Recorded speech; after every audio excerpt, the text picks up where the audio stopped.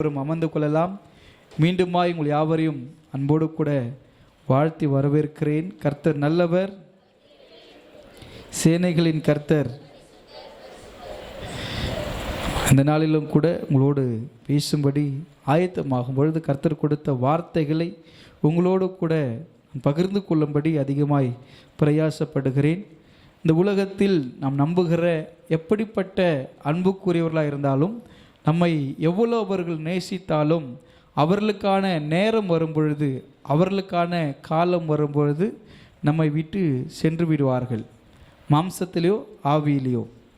ஒருவேளை மாம்ச ரீதியாக நம்ம ரொம்ப அதிகமாக நேசித்தவர்கள் இன்றைக்கு நம்மிடத்தில் இல்லாமல் இருக்கலாம். அவர்கள் நம்மை விட்டு கல்லுடைய சமூகத்தில் இளைப்பாரி கொண்டிருக்கலாம். ஆனால் உங்களை தெரிந்து கொண்டிருக்கிற ஆண்டவர் ஒரு பொழுதும் இயேசு உங்களை கைவிட மாட்டார். அல்லேலூயா. எந்த நிலைமைகளிலும் உங்களுடைய சூழ்நிலை எப்படிப்பட்டதாக இருந்தாலும் ஆண்டவர் உங்களை கைவிட மாட்டார். ஏதோ நீங்கள் பிரச்சனையில் இருக்கும்போதும் உங்களை கைவிட மாட்டார். நீங்கள் சந்தோஷமாக இருக்கும்போதும் உங்களை கைவிட மாட்டார். நீங்கள் கண்ணீரோடு இருக்கும்போது உங்களை கைவிட மாட்டார். நீங்கள் களிப்போடு இருக்கும்போது கைவிட மாட்டார். நீங்கள் எந்த நிலைமையில் இருந்தாலும், ஒருவேளை நீங்கள் அவருடைய அன்பை நிராகரித்து ஆண்டவரை விட்டு போயிருக்கலாம், ஆண்டுடைய பிரசனத்தை விட்டு போயிருக்கலாம். எனக்கெல்லாம் இயேசு திரும்ப இறங்குவார், திரும்ப எனக்கெல்லாம் மனம் இறங்குவார் என்ற நம்பிக்கை எனக்கு இல்லைன்னு சொல்லி நீங்கள் அமர்ந்து கொண்டிருக்கலாம். நீங்கள் ஒருவேளை ஆண்டுடைய கையை விட்டு போயிருந்தாலும் அவருடைய கரங்கள் உன்னை தேடி வந்து பிடிக்கும். அவருடைய கரம் உன்னை கைவிடாது. அல்லேலூயா. இந்த மனிதர்கள் தான் கைவிடுவார்கள். ஆண்டவருக்கு தெரியாது. ஆண்டவருக்கு தெரியாது. என்ன தெரியாது? கைவிட தெரியாது. நம்மளுக்கு நல்லா தெரியும். திடீர்னு விட்டு ஓடி விடுவாங்கண்ணா, இருங்க ஆளுங்களை கூப்பினாருன்ட்டு நம்ம கை விட்டுட்டு ஓடிடுவோம். நெருக்கம் வரும்போது, உபத்திரம் வரும்போது, கஷ்டம் வரும்போது, வேதனை வரும்போது அவங்க கூட தான் நின்றுட்டு இருப்போம். பிரச்சனை வருதுன்னா இப்போ இவங்க கூட தான் நம்மளுக்கும் பிரச்சனை வரும்னு எஸ்கேப் ஆகிடுவோம். ஆனால் ஆண்டவர் எல்லா நிலைமைகளிலும் அவருக்கு அந்த பழக்கமே கிடையாது. நீ என்னமோ அவருக்கே நீங்கள் துரோகம் பண்ணியிருக்கலாம். ஆண்டவருக்கே நம்ம இந்த உலகத்தில் ஒரு சாதாரண பெற்றோரோ இல்லை சகோதரனுக்கோ ஏதோ ஒரு இழப்பு, ஒரு துரோகத்தை பண்ணிட்டோம் அப்படின்னா அவங்க ஒரு பஞ்சு பேசுவாங்க. என்ன தெரியுமா? எதிரி கூட மன்னிக்கலாம், துரோகியை மன்னிக்கக்கூடாதுன்னுவாங்க. பார்த்துக்கிறீங்களா? ஆனால் ஆண்டவர் துரோகம் பண்ணவனை கூட அவர் கைவிடாத தெய்வம். அவர் கைவிடவே தெரியாது அவருக்கு. நம்ம தான் அவருடைய அன்பை உதாசீனப்படுத்துகிறோம். நிறைய அன்பு வச்சதுனால அவருடைய அன்பு நம்ம பெருசாக நினைக்க மாட்டுறோம். அவரை தான் நம்ம துக்கப்படுத்திட்டு இருக்கிறோம், அவரை வேதனைப்படுத்துகிறோம். ஆனால் அவருக்கு நம்ம என்ன இவ்வளோ டார்ச்சர் பண்ணுறோம். ஆண்டவர் என்ன பண்ணுறோம்? டார்ச்சர் பண்ணுறோம். அவர் செய்யாததுன்னு சொல்கிறத திரும்ப திரும்ப செஞ்சு ஒரு அம்மா அப்பா இந்த விஷயத்தை செய்யாத தம்பி, மகளே, இந்த தவறு மகளே, பாப்பா இது பண்ணாதம்மான்னு சொல்கிறத திரும்ப திரும்ப நம்ம பண்ணின்னு இருக்கிறோம். அப்படின்னா நம்ம அப்பா அம்மா என்ன பண்ணுறோம்? டார்ச்சர் பண்ணிகிட்டு இருக்கிறோம். அப்பா அம்மா என்ன பண்ணுறாங்க? டார்ச்சர் பண்ணிகிட்டு இருக்கிறோம். அதே போல தான் ஆண்டவருக்கு இது பிரியம் இல்லைன்னு தெரிஞ்சும் கூட திரும்ப திரும்ப ஒரு தவறையோ ஒரு கஷ்டமான ஒரு ஒரு ஒரு ஒரு இருளுக்குள்ளே நீங்கள் போகும்பொழுது எல்லாருடைய பார்வைக்கும் மறைந்து நீங்கள் செய்கிற தவறு எல்லாருக்கும் ரகசியமாக இருக்குது. இது யாருக்கும் தெரியாது. நீங்கள் நினச்சிட்டு இருக்கிற காரியங்கள் ஆண்டவருக்கு தெரியும். ஆனால் அவர் உங்களை கைவிடலை. ஏன் தெரியுமா? இவ்வளோ பண்ணி நீங்கள் மாட்டாமல் இருக்கிறீங்க. அது அவருடைய நேச்சர். அவர் கைவிட தெரியலையே. நம்ம பட்டுன்னு விட்டு போடுவோம். நம்ம ஆளுங்க சொல்லுவாங்க பாருங்கள், பேச்சு வார்த்தையில் சொல்லுவாங்க, பட்டுன்னு அறுத்துருவான் தாலின்னுவாங்க பாருங்கள். நம்மளுக்கு அதெல்லாம் தெரியும். ஆனால் அவருக்கு அதெல்லாம் தெரியாது. கைவிடவே தெரியாது அவருக்கு. நீ எவ்வளோ பெரிய பாவம் பண்ணாலும், நீ எவ்வளோ பெரிய துரோகம் பண்ணாலும், இயேசுவே எனக்கு வேணாம் நீ விட்டு ஓடிந்துனா கூட அவர் அப்படியே ஏக்கமோடு கூட என் பிள்ளை என்னைக்கோ அது என்கிட்ட திரும்ப வருன்றதுனால உன்னை கைவிடாமல் கர்த்தர் நடத்திட்டு இருக்கிறார் பாருங்க. நீங்கள் எந்த இடத்துலையும் மாட்டிக்காமல் கர்த்தர் நடத்திட்டு இருக்கிறார். எவ்வளோ அநியாயம், எவ்வளோ அக்கிரமம் உங்கள் சிந்தையில் இருக்கிறத இந்த ஸ்க்ரீனில் போட்டால் எப்படி இருக்கும் யோசிச்சு பாருங்கள். நம்ம யோசிக்கிற தவறுகள், நம்ம செஞ்ச ஒவ்வொரு விஷயத்தையும் கர்த்தர் நோட் பண்ணுறாருல. யாரெல்லாம் அதை நம்புறீங்க? என்ன ஆண்டவர் எல்லா நேரமும் வாட்ச் பண்ணிகிட்டே இருக்கிறாரு நம்ம நினைக்கிறேன்ல. அப்போது அவர் ஒரு கேமரா மாதிரி அவர் வாட்ச் பண்ணுறாரு. இந்த வாரம் ஃபுல்லாக நான் பண்ண சேட்டைங்களெல்லாம் எல்லாருக்கும் போட்டு காட்டணும். ஒவ்வொரு வாரம் ஒவ்வொருத்தரை பற்றி டிவியில் ஆண்டவர் போட்டு காட்டுறாரு. எப்படி இருக்கும்? இந்த வாரம் ஃபுல்லாக அவருடைய பார்வைக்கு ஒளிவு இல்லாமல், அதாவது பிக் பாஸ் மாதிரி கேமரா அவர் எல்லாத்தையும் வச்சு எல்லாத்தையும் ஷூட் பண்ணிட்டுக்கிறார். மொத்தத்தையும் வச்சுட்டு இந்த வாரம் ஃபுல்லாக நீங்கள் என்னென்ன அட்டகாசம் பண்ணீங்க, என்னென்ன ஆண்டவருக்கு விரோதமாக எல்லாத்தையும் ரெக்கார்ட் பண்ணி டிவியில் போட்டு விட்டா என்ன ஆகும்? தண்டவாளம் சூசைடு தான். ஐயோ, நம்மளுக்கு எல்லாமே எல்லாருக்கும் தெரிஞ்சிச்சே. சின்ன சின்ன விஷயத்துக்கெல்லாம் இன்றைக்கி என்ன ஆகுது? சூசைடு, தற்கொலை. ஒரு கிறிஸ்துவ பிள்ளைங்களுக்குள்ள வைராக்கி இருக்கணும். நான் இருக்கிறேன், ஒருவேளை என் ஜீவன் போதுன்னா ஆண்டவருக்காக போகணும். வைராக்கி. இது சும்மா இந்த கத்திரிக்காய் காதலுக்கு இது வெண்டைக்காய் பிள்ளைங்க அதுக்கெல்லாம் போய் என்ன பண்ணக்கூடாது? பிளேடு எடுத்து இதெல்லாம் ஒரு சாதாரணமான விஷயம். இதை கர்த்தர் விரும்பவே இல்லை. இது நம்மளுக்கானது கிடையாது, நம்மளுக்கான வாழ்க்கை கிடையாது. நம்மளுக்கான தரிசனம் வேற, நம்மளுக்கான அழைப்பு வேற, நம்ம மேலே அவர் வச்சிருக்கிற அன்பு வேற. அந்த அன்பை நம்ம புரிஞ்சுக்கிட்டோன்னா, ஆண்டவரை நல்லா நம்ம அடாப்ட் பண்ணிட்டு இருக்கிறோன்னா, ஆண்டவரை நல்லா நம்ம அறிஞ்சிருக்கிறோம் சொன்னீங்கன்னா, நம்ம அவரை விட்டு என்றைக்குமே போகவே மாட்டோம். அவர் பிரியாத ஒரு வரம் நம்மளுக்கு வேணும். அல்லேலூயா. அதை நான் நல்லா உணர்ந்திருக்கிறேன். நான் கைவிடப்பட்ட சூழ்நிலையில் என்னை இயேசு கைவிடலை. அவர் என்னை வெட்கப்படுத்தலை. நான் நிறைய இடத்துல வெட்கப்பட்டிருக்கணும். ஆனால் அந்த இடத்துல என்னை வெட்கப்படுத்த ஆண்டவர் அனுமதிக்கவே இல்லை. ஏன்னா அவருக்கு தெரியும் என்னை கைவிடக்கூடாதுன்னு. நீங்கள் நிறைய இடத்துல வெட்கப்பட்டு நின்று இருக்கணும். ஆனால் நம்ம நினைப்போம் நம்ம சாமர்த்தியமாக எப்படியோ நம்ம திறமை தான் நினைப்போம். இல்லவே இல்லை. ஆண்டவர் உங்களை கைவிடாமல் நடத்தியிருக்கிற அந்த இடத்துல அவங்கக்கிட்ட அந்த மனுஷங்களை உங்களை ஒப்பு கொடுக்கல. போன வாரம் சொன்ன மாதிரி சிம்சோனை பெலிஸ்தர் கையில் ஒப்பு கொடுக்கூடாதுன்னு அவன் ஜெபம் பண்ணான். ஆண்டவரே அவங்ககிட்ட எனக்கு ஒப்பு கொடுக்காதீங்கன்னு கேட்டால் பாரு. அது போல தான் இந்த என் பிள்ளை என் குழந்தைய கொண்டு போய் அவங்ககிட்ட கொடுக்க முடியுமா அப்படின்றதுனால அவருக்கு தெரியாத ஒரு விஷயம். அது என் பிள்ளையை நான் கைவிட்டணுன்றது தெரிஞ்சுக்கிட்டோம், பழகிட்டோம் அப்படின்னா நீங்கள் அவர் நல்லவர் என்பதை ருசித்து பாருங்கள். குழந்தைங்கள்லாம் வசனம் சொல்கிறாங்க, கர்த்தர் நல்லவர் என்பதை ருசித்து பாருங்கள். ருசி பார்த்துட்டிங்கன்னா ஒரு ஒரு ஒரு கடையிலையோ ஒரு இடத்துலையோ ஒரு நல்ல ருசியான ஒரு ஆகாரம் நம்மளுக்கு கிடச்சிச்சின்னா நம்ம எந்த தொலைவுக்கு போனாலும் அந்த அந்த கடையில் இருக்கிற அந்த ருசி நம்மளை இழுத்து கொண்டு வரும். அங்கே போய் சாப்பிட்லாம்ப்பா, அந்த டேஸ்ட்டு என்னது அந்த டேஸ்ட் நம்மளுக்கு அங்கே தான் கிடைக்கும், அந்த ருசி அங்கே தான் இருக்கும். அது போல தான் ஆண்டவர் எப்படிப்பட்டவர்ன்றது நல்லா ருசிச்சிட்டிங்கன்னா அவர் உங்களை என்றைக்குமே கைவிட மாட்டார். நீங்களும் அவர் கைவிட்டு போக முடியாது. ஆண்டவரே உம்முடைய கரத்தில் என்னை பிடிச்சு கொள்ளுங்க, நான் ஓடும்போது என்னை இழுத்து கொள்ளுங்க. நான் ஓடக்கூடாது, உம்மை விட்டு ஓடக்கூடாது. சின்ன சின்ன விஷயத்துக்கெல்லாம் ஆண்டவர் விட்டு போயிடக்கூடாது. இந்த 12 அப்போஸ்தலர் 12 பேரை கர்த்தர் தெரிந்து கொள்ளுகிறார். அவங்களுக்குள்ளே இருக்கிற சின்ன சின்ன பிரச்சனைங்க, அவங்களுக்குள்ளே இருக்கிற சின்ன சின்ன சலசலப்புக்கெல்லாம் ஆண்டவர் விட்டு போயிடணும்னு நினச்சாங்க. உங்கள் குடும்ப வாழ்க்கைன்றது வேறு, ஆவிக்குரிய வாழ்க்கைன்றது வேறு.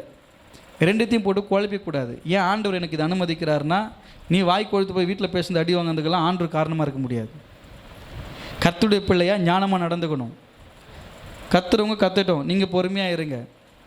பொறுமையாக இருந்து அவங்க பொறுமையான பேருக்கு வேணால் நீங்கள் கத்தலாம். 2 பேரும் கற்றுருந்தீங்கன்னா 2 பேருக்குமே புரியாது, 2 பேருக்குமே மண்டைக்கு ஏறிடும், பிரச்சனை முத்தி போயிடும். நம்ம பொறுமையாக இருப்போம், ஒன்றும் பிரச்சனை இல்லை. கர்த்தர் என்ன நம்மளை அந்தளவுக்கு விட்டுற மாட்டார்.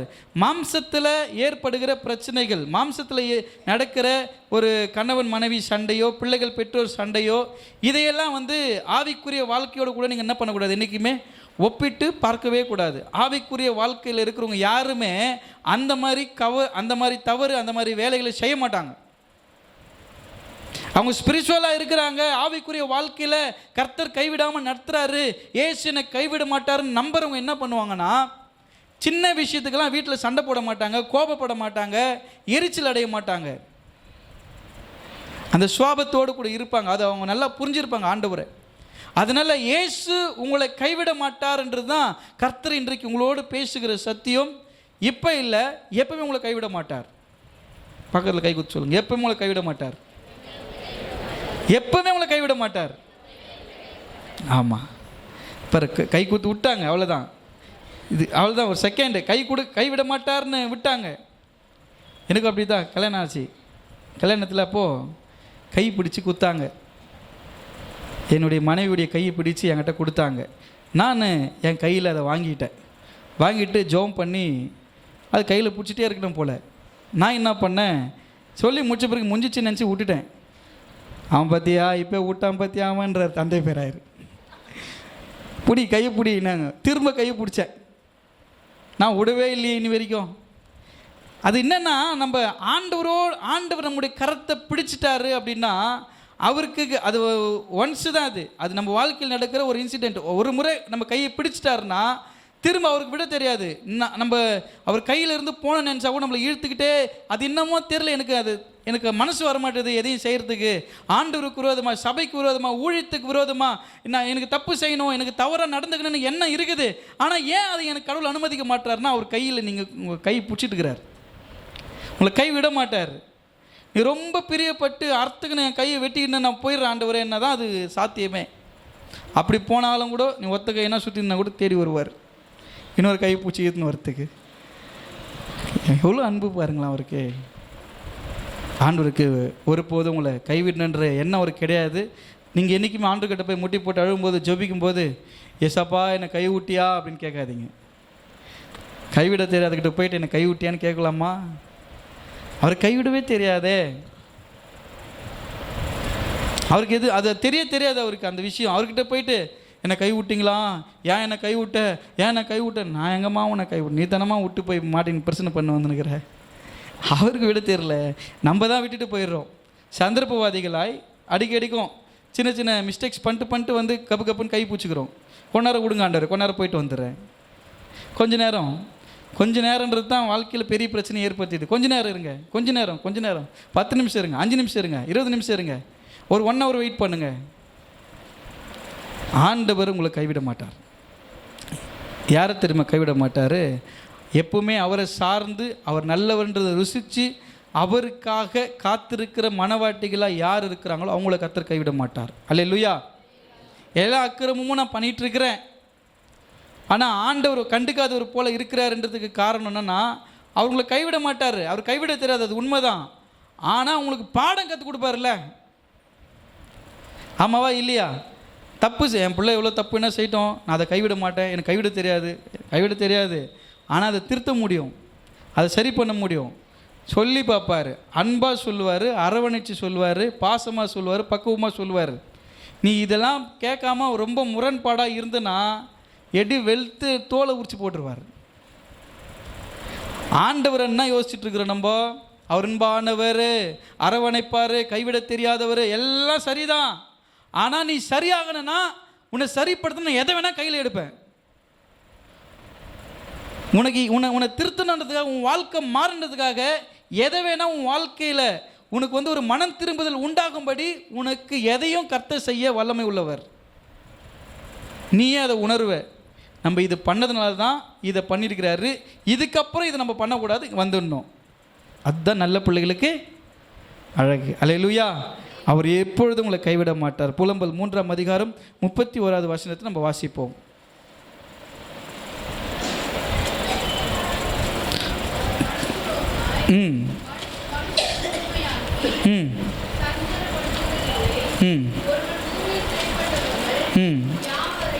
யாவரையும்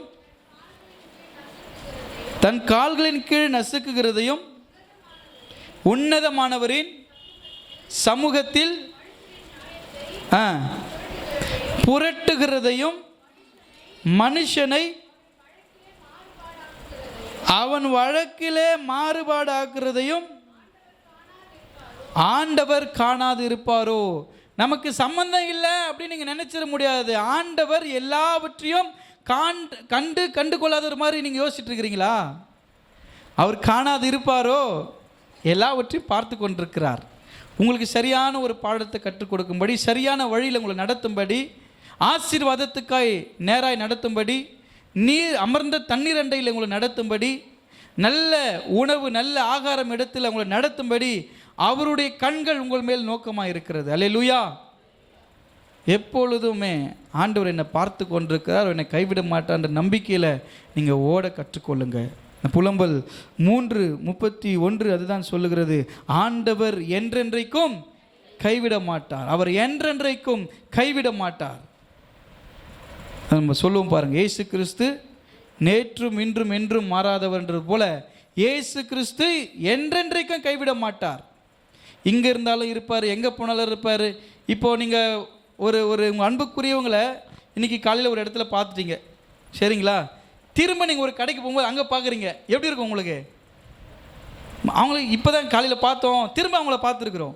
திரும்ப மத்தியானம் வீட்டுக்கு வரோம், வர வழியில் திரும்ப அவங்கள பார்க்குறோம். ஒரு நாளைக்கு அவங்கள 2 முறை 3 முறை பார்த்துட்டே இருக்கிறோம் போது நம்மளுக்கு ஒரு சந்தோஷமாக இருக்கும் பாருங்கள். ஆண்டவர் வந்து என்றென்றைக்கும் எப்பொழுதுமே நம்மை கைவிடாத தெய்வம் இயேசு. அவர் நீங்கள் பற்றி கொண்டு சாட்சி நிற்கும்படி அழைக்கப்படுகிறீர்கள். 1 சாமுவேல் 12:22 வசனத்தை நம்ம வாசிப்போம். கர்த்தர் உங்களை தமக்கு ஜனமாக்கி கொள்ள பிரியமானபடியினால் கர்த்தர் தம்முடைய மகத்துவமான நாமத்து நிமித்தம் தமது ஜனத்தை கைவிட மாட்டார். தம்முடைய மகத்துவமான நாமத்து நிமித்தம் என்றைக்குமே அவருடைய ஜனத்தை அவர் கைவிட மாட்டார். உங்களை கைவிடாத ஆண்டவரை நீங்கள் வணங்கி கொண்டிருக்கிறீர்கள். நீங்கள் பாக்கியம் உள்ளவர்கள். 1 ராஜாக்கள் 6:13 வசனத்தை நம்ம வாசிப்போம். இஸ்ரவேல் புத்திரர் நடுவே வாசம் பண்ணி என் ஜனமாகி இஸ்ரவேலை கைவிடாதிருப்பேன் என்றார். என் ஜனமாகி இஸ்ரவேலை கைவிடாதிருப்பேன் என்றார். இஸ்ரவேலரை மாத்திரமல்ல, நெமிலியாரையும் கர்த்தர் கைவிட மாட்டார். அல்லேலூயா. நம்ம என்றென்றைக்கு நினைக்கப்படுவோம். ஆண்டவரால் நம்ம நினைக்கப்படுகிறோம். அவர் வந்து நம்ம தான் வந்து நிறைய நேரத்தில் நன்றியை மறந்துடுவோம். ஆனால் ஆண்டவர் எப்பொழுதுமே அவருக்கு ஒரு ஸ்வீட் மெமரிஸ் நீங்கள் கொடுத்துருக்கிறீங்களா? ஊழியம் பண்ணியோ, இல்லை ஊழியத்துக்கு உதவி செய்தோ, இல்லை திருச்சபை கட்டுவதற்கோ, திருச்சபையை சுத்தம் செய்வதற்கோ, திருச்சபையினுடைய காரியங்களை முன்னெடுப்பதற்கோ உங்களுக்கு கொடுக்கப்பட்டிருக்கிற பொறுப்பில் உண்மையாய் நீங்கள் செய்யும் பொழுது ஆண்டவர் நீங்கள் செஞ்சதை உங்களை பார்க்கும்போது இருக்குன்னா ஞாபகம் வரும்னா, அவன் எப்பவுமே சர்ச்சில் எவ்வளோ எனக்காக செஞ்சிட்ருக்கிறான். ஆண்டவர் உங்களை பார்க்கும் பொழுது அவர்களுக்கு ஒரு இனிமையான நினைவுகளை நீங்கள் கொடுத்துருக்கிறீங்களா? என் பிள்ளை என்கிட்ட வாரத்துக்கு 1 முறை வர்றதே பெரிய விஷயம். எங்கேயோ வெளியூருக்கு என்ன வேலைக்கு அனுப்பியிருக்கிறாங்க. வேலைக்கு அனுப்பிச்சிட்டு ஒரு நாள் கூட எங்கள் அப்பா அம்மாவுக்கு கால் பண்ணாமல் பேசாமல் இருந்துட்டு வேலைக்கு போனதுலேருந்து எங்கள் வீட்டுக்கு நான் கால் பண்ணாமல், எங்கள் அப்பா அம்மா கிட்ட பேசாமல் வீட்டுக்கு வராமல் இருந்தால் அவங்களுக்கு எப்படி இருக்கும்? எப்படிங்கிறங்க? அம்மா மாதிரி நிறைய பேர் இருக்கிறீங்க, ஐயா அங்கே இருக்கிறீங்க, சொல்லுங்கள். உங்கள் பிள்ளை எங்கேயோ வேலைக்கு போச்சு, போனதுலேருந்து ஒரு ஃபோனும் பண்ணல, வீட்டுக்கும் வரல, உங்களுக்கு எப்படி இருக்கும்? பதட்டமாக இருக்கும்ல. எங்கே போனால், என்ன சம்பாதிக்கிறான், என்ன தான் பண்ணுறான், சாப்பிட்டானா இல்லையா, ஃபோன் பண்ண மாட்டேன். நம்ம ஃபோன் பண்ணி உடனே என்ன பண்ணுவோம்னா ரொம்ப திட்டுவோம். உனக்கு எங்கன்னா மூளை இருக்குதா? போய் சேர்ந்துட்டுன்னா ஒரு வார்த்தை சொன்னியா? போனதுலேருந்து ஒரு ஃபோனும் பண்ண மாட்டுற, என்ன தான் நடக்குது? நீ வேலை கிடச்சிச்சா இல்லையா, சம்பாதிக்கிறியா இல்லையா, சாப்பிட்டியா இல்லையா, என்ன தான் பண்ணிகிட்ருக்கிற? நம்மளுக்கே இவ்வளோ அரவணைப்பு இருக்கும்போது நம்ம அவ்வளோதான் அவங்களுக்கு அவ்வளோதான் நம்ம அவங்க நினைப்பில் இருக்கிறோம். ஆனால் நம்ம போய் சேர்ந்ததுலேருந்து நம்ம அன்புக்குரிய நம்ம எதிர்பார்ப்பு என்ன தெரியுமா? இப்போ நம்ம வீட்டிலேருந்து ஒருத்தர் கிளம்புறாங்கன்னா அவங்க போய் சேர்ந்த பிறகு என்ன பண்ணணும்? நான் பத்திரமா வந்துட்டேங்கன்னு ஒரு வார்த்தை சொல்லணும். எதிர்பார்ப்பீங்களா எதிர்பார்க்க மாட்டீங்களா? எதிர்பார்ப்போம் தானே. சொல்லலைன்னா திரும்ப நினைப்போம், ஏன் கொழுத்து போய் திமிர் பூச்சிது பேர், போய் ஒரு வார்த்தை கூட ஃபோன் பண்ணி சொல்ல மாட்டேன்னா அவ்வளோ கெருமை எடுத்துக்குது. அதுக்கு சில பேரை நினைப்பாங்க, சரி அவங்க சூழ்நிலை என்னவோ மறுநாள் கூட கால் பண்ணுவாங்க அப்படின்னு எதிர்பார்த்து அவங்க மறந்தே போயிட்டு இருப்பாங்க. ஆனால் திடீர்னு அவங்கள சந்திக்கும் பொழுது நம்மளுக்கு அது உடனே ஞாபகம் வரும். அன்றைக்கி போயிட்டு நீங்கள் ஃபோன் பண்ணுவீங்கன்னு பார்த்தேன், நீங்கள் ஃபோன் பண்ணவே இல்லையே, கேட்போமா கேட்க மாட்டோமா? இது நம்முடைய ஹியூமன் நேச்சர். இது நம்மளுக்கே அந்த எதிர்பார்ப்பு இருக்குது. அப்போது ஆண்டவர் திடீர்னு இன்பாவை பார்க்குறாரு, ஆண்டவருக்குன்னா ஞாபகம் வரும். அவருக்கு என்ன ஞாபகத்தை கொடுத்து வச்சுக்கிறோம். நம்ம திடீர்னு விஸ்வா பார்க்குறாரு, விஸ்வாக்குன்னா ஞாபகத்தை கொடுத்து வச்சுருக்கிறோம். திடீர்னு என்ன பார்க்குறாரு, அவருக்கு என்ன தோணும்? உங்களை திடீர்னு ஆண்டவர் சந்திக்கிறாருங்க, உங்களை பார்த்த உடனே ஆண்டவருக்கு டக்குன்னு மைண்டுக்கு என்ன வரும்? இவளா, ஐயோ என் பிள்ளையே. ஆண்டவர் எப்படி நினைப்பார் நினைக்கிறீங்க? ஒரு செகண்ட் ஆண்டவர் இப்போ ஆண்டவர் என்ன அப்படி நினைக்கிறாருன்னும் போது என்ன யாபேத் பெனான்னு அவர் மைண்டில் வரும்போது அவர் என்னை பற்றி என்ன நினைப்பார்? உங்கள் பேர் சொல்லி நீங்கள் யோசிச்சு பாருங்கள். திடீர்னு என் ஞாபகத்துக்கு கடவுளுக்கு வந்தால் அவர் கண்ணுக்கு முன்னாடி வர மாதிரி நான் தப்பு பண்ணிக்கிறேன்னா நல்லது பண்ணிக்கிறேன்னா? யோசிச்சு பாருங்கள், கண்டிப்பாக மிஸ்டேக் தான் இருக்கும். அது ஆண்டவர் மட்டும் பார்த்துடக்கூடாது அப்படின்னு நினச்சிருப்போம். அவர் பார்க்காம இருப்பாரா? அம்மா அப்பாவுக்கு தெரியாது, பாஸ்ட்டுக்கு தெரியாது, சகோதரிக்கு தெரியாது, ஆண்டவருக்கு தெரியும்ல, அவர் பார்த்துட்ருக்கிறாருல்ல. அதனால் அவர் கைவிடலை. உன்னை வெட்கப்படுத்த அவருக்கு மனதில்லை. உன்னை எப்படியாவது அந்த உளையான சேற்றிலிருந்து, அந்த பாவத்திலிருந்து, அந்த அடிமைத்தனத்திலிருந்து, நீ நல்லதுன்னு நினச்சிட்டு இருக்கிற கெட்டதிலிருந்து உன்னை காப்பாற்றணுன்றது தான் கர்த்தருடைய மனப்பூர்வமான ஆசை. எப்படியாவது அவனை காப்பாற்றிடணும், எப்படியாவது அவனை மீட்டிடணும். ஏன்னா உங்களை அவருக்கு அவ்வளோ பிடிக்கும், உங்களை அவ்வளோ நேசிக்கிறாரு, உங்களுக்கு நன்மையானதை வச்சிருக்கிறாரு, உங்களுக்கு ஆசீர்வாதமான வச்சிருக்கிறாரு, அவருடைய கரத்தின் கிரிகள் உங்களுக்கு வச்சிருக்கிறாரு. அவர் பரத்திலிருந்து கொடுக்கும்படி வைத்திருக்கிற நன்மைகளை பெற்றுக்கொள்ளாமல் உலகத்துக்குரியதையே தேடி இங்கேயே நான் சரி பண்ணிக்கிறேன் நம்ம ஓடிட்டு இருக்கிறோன்னா நம்மளுக்கு வச்சிருக்கிற மேலானதை நம்ம என்றைக்குமே பெற்றுக்கொள்ளவே முடியாது. நான் கைவிடப்படாதவனா இருக்கிறேன்னா நான் என்றைக்குமே எனக்கு வர நன்மை எங்கேருந்து வரணும்னு நினைப்பேன்? வானத்தையும் பூமியும் உண்டாக்கின கர்த்தரிடத்திலிருந்து எனக்கு வரணும்னு நான் நினைக்கணும். எனக்கு வர நன்மைகள், ஆசீர்வாதங்கள் ஆண்டவரில் வரணும். அதை யோசித்து நீங்கள் செயல்படுங்க. ஆண்டவர் தம்முடைய ஜனங்களை என்றைக்கும் கைவிட மாட்டார். முதலாவது காரியம், அவர் சொன்னதை செய்யும் அளவும் கைவிடாத தெய்வம். ஆண்டவர் இங்கே ஒரு வாக்குத்தத்தத்தை கொடுக்கிறார் இல்லைங்களா? யாக்கோபுக்கு கர்த்தர் ஒரு அழைப்பு கொடுக்கிறார். ஆதியாகமம் 28ஆம் அதிகாரம் 15வது வசனத்தை நம்ம வாசிப்போம். நான் உன்னுடனே இருந்து நீ போகிற இடமெல்லாம் உன்னை காத்து உன் தேசத்துக்கு உன்னை திரும்ப வர பண்ணுவேன். நான் உனக்கு சொன்னதை செய்யும் அளவும் உன்னை கைவிடுவதில்லை என்றார். கர்த்தர் உங்களை அனுப்பும் போதே வாக்குத்தத்தத்தோடு தான் அனுப்புறாரு. உன் தகப்பன் தேசத்தை விட்டு நீ போகும் பொழுதும், நான் உனக்கு சொல்கிற இடத்துக்கு நீ போகும்பொழுதும், நான் சொல்கிற வரைக்கும் இந்த பக்கம் வராத. ஆமாவா இல்லையா? ஆண்டவர் உங்களுக்கு ஒரு விஷயம் சொல்கிறார், தம்பி கொஞ்ச நாளைக்கு அந்த பக்கம் போவாதேன்னா என்ன பண்ணக்கூடாது? சும்மா எட்டி பார்த்துட்டு வந்துடுறேன் ஆண்டவர்னா கூட பிரச்சனை தான். ஆண்டவர் நான் அந்த பக்கமாக போய் பார்த்துட்டு வரேன், எந்த பக்கமும் போகாத, நீ அந்த பக்கம் போகாதனா போகாத. ஆண்டவர் நமக்கென்று வைத்திருக்கிற ஒரு வழி, அது செம்மையானது, நேர்மையானது, உண்மையானது, நீதியானது. கர்த்தர் நமக்கென்று தேர்ந்தெடுத்து கொடுத்திருக்கிற அந்த பாதையில் லக்கை நோக்கி ஓடும்படி அழைக்கப்பட்டிருக்கிறோம். யாக்கோபு தன்னுடைய சகோதரனுக்கு விரோதமாய் எழும்பி ஓடி வந்துடுறாரு. அங்கே கர்த்தர் பேசுகிறார், உன் தகப்பன் வீட்டுக்கு நான் திரும்ப உன்னை கொண்டு வருவேன், ஆனால் இப்போ வேணாம், இப்போ நான் சொல்கிற வரைக்கும் கொஞ்ச நாளைக்கு அந்த இடத்துல இரு. அவர் சொல்கிற வரைக்கும், அவர் சொல்கிற இடத்துல நம்ம இருக்கணும். அப்படி இருந்து அதை நம்ம செய்யும் பொழுது மீண்டுமாய் தகப்பன் வீட்டுக்கு கொண்டு வருகிற சூழ்நிலை கனமுள்ளதாக இருக்கும். அல்லேலூயா.